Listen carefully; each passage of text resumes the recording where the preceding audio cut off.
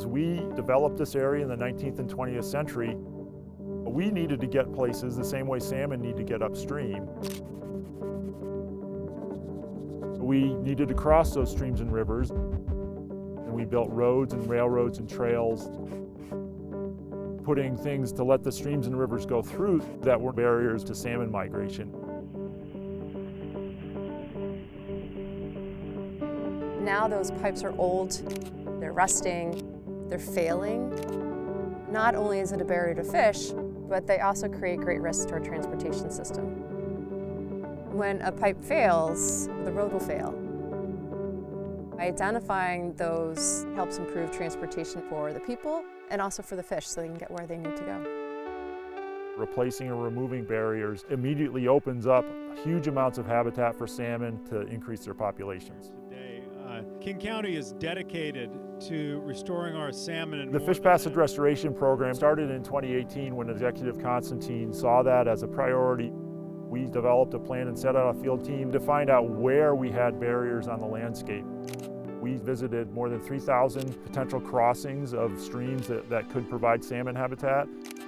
That eventually identified 995 barriers that are owned by the county. And we found that roughly 50 of our barriers blocked about half the habitat. So we focused on those really high gain barriers.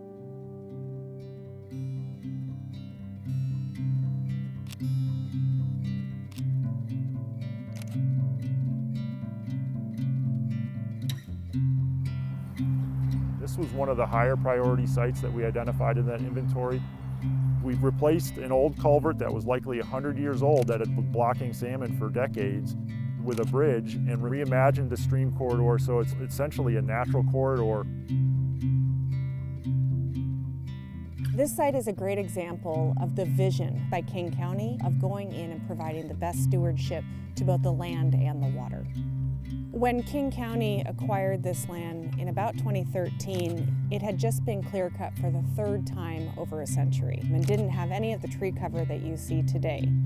As we acquire and protect land, we see that as a start and not the end.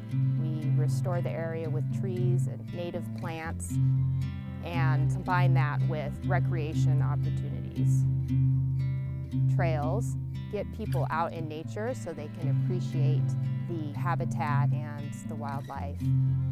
In just over 10 years, we have gone something that didn't have high ecological value or high recreational value to something that starts to feel like a Northwest forest today, both for the public and for the biodiversity of the region.